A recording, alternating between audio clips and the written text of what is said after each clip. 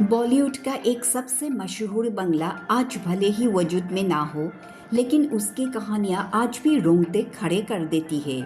वह बंगला 3 सुपरस्टार्स के लिए अगर लकी बना, तो वही बंगला उनके लिए मनहूस भी बना। आइए जानते हैं उसी मशहूर बंगले की दास्तां। इस बंगले का इतिहास सबसे पहले दिग्गज अभिनेता भरत भूषण से शुरू होता है। 1950 के दशक में अभिनेता भरत भूषण ने यह सी फेसिंग बंगला एक एंग्लो इंडियन परिवार से खरीदा था। उस वक्त वह सफलता के 7वें आसमान पर थे। उस दौर में भरत भूषण की मिर्जा गालिब, बैजू बावरा, बरसात की रात जैसी कई फिल्में खूब सफल हुई। उस समय वह बहुत अमीर थे और उन्हें महंगी कारों और किताबों का शौक था। धीरे धीरे भरत भूषण की फिल्में फ्लॉप होने लगी और उन्होंने अपनी सारी जमा पूंजी फिल्में बनाने में लगा दी और वह कर्ज में डूब गए। हालात इतने खराब हो गए कि उन्हें अपना यह बंगला बेचना पड़ा। भरत भूषण से यह बंगला राजेंद्र कुमार ने खरीदा। दरअसल उस वक्त राजेंद्र कुमार भी संघर्ष कर रहे थे और उनके पास इतने पैसे नहीं थे कि वह एक आलीशान बंगला खरीद सके। लेकिन उनको जब पता चला कि यह बंगला सिर्फ 60,000 में मिल रहा है, तो उन्होंने तुरंत एडवांस के रूप में 10,000 रुपये का चेक साइन कर दिया। बंगले की कुल कीमत 60,000 रुपये थी और उस समय यह एक बहुत बड़ी रकम थी। अब उन्हें बाकी 50,000 रुपये का इंतजाम करना था।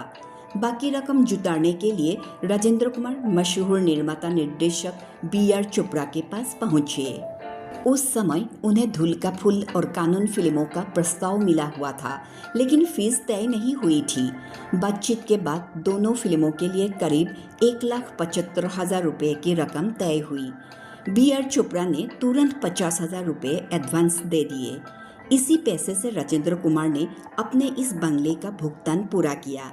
उन्होंने अपनी नवजात बेटी के नाम पर इस घर का नाम डिम्पल रखा। बंगले में आते ही राजेंद्र कुमार की किस्मत चमक गई। उनकी हर फिल्म सिल्वर जुबली होने लगी और वह जुबली कुमार बन गए। यह बंगला राजेंद्र कुमार के लिए लाकी साबित हुआ, लेकिन किस्मत ने राजेंद्र कुमार का साथ ज़्यादा वक्त तक नहीं दिया। 1968 में उनकी फिल्में फ्लॉप होने लगी। वह सपोर्टिंग रोल पर उतर आए और फिर उनकी आर्थिक परिस्थितियां खराब हो गई। आखिरकार राजेंद्र कुमार को भी यह बंगला बेचना पड़ा। उसी समय एक युवा एक्टर राजेश खन्ना बॉलीवुड में अपनी पहचान बनाने की कोशिश कर रहे थे। जैसे ही उन्हें पता चला कि राजेंद्र कुमार अपना बंगला बेच रहे हैं, उन्होंने इसे खरीदने की इच्छा जताई।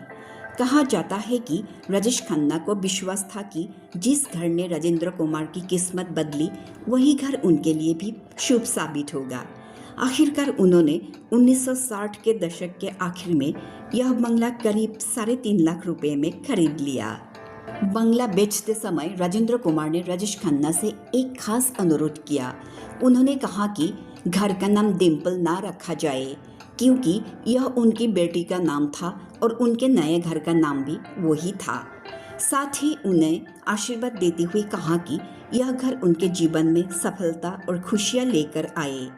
राजेश खन्ना ने इस सलाह को स्वीकार किया और बंगले का नया नाम आशीर्वाद रख दिया। इस बंगले में आने के बाद राजेश खन्ना की किस्मत चमक गई। उन्होंने बैक टू बैक 15 हिट फिल्मों का रिकॉर्ड बनाया और इसी के साथ वह सबसे बड़े सुपरस्टार बन गए। राजेश खन्ना का यह बंगला सिर्फ उनका घर नहीं था, बल्कि फिल्म इंडस्ट्री का एक खास ठिकाना भी बन गया था। शाम होते ही वहाँ महफिल सजाती थी और फिल्मी दुनिया की चर्चाएं देर रात तक चलती थी। मगर उनके साथ भी वही हुआ जो उनसे पहले इस बंगले में रहने वाले 2 सुपरस्टार्स के साथ हुआ था। धीरे धीरे काका की फिल्में फ्लॉप होने लगी। लगातार 7 फ्लॉप फिल्में उन्होंने दी। 1973 में अमिताभ बच्चन की फिल्म जंजीर रिलीज हुई और हिंदी सिनेमा में एंग्री यंग मैन की नई छवि सामने आई। धीरे धीरे राजेश खन्ना का दौर खत्म होने लगा। उन्होंने वापसी की कई कोशिशों की, लेकिन पहले जैसी सफलता नहीं मिल सकी। राजेश खन्ना की पत्नी डिम्पल कपाड़िया भी बच्चों के साथ अलग रहने लगी। अब जब उनके पास कई काम नहीं बचा, तो वह आशीर्वाद की जगह अपने लिंकिंग रोड वाले ऑफिस में ज़्यादा समय बिताने लगे। पर सभी के जैसे उन्होंने बंगला बेचा नहीं, वह मरते दम तक उसी में रहे। हालांकि फिर उनके निधन के बाद बच्चों ने साल 2014 में एक उद्योगपति को 90 करोड़ रुपए में बेच दिया। बाद में नए मालिक ने 2016 में आशीर्वाद को तोड़कर नई बिल्डिंग बना दी। आज आशीर्वाद सिर्फ पुरानी तस्वीरों, फिल्मों और करोड़ों फैंस की यादों में ही जिंदा है।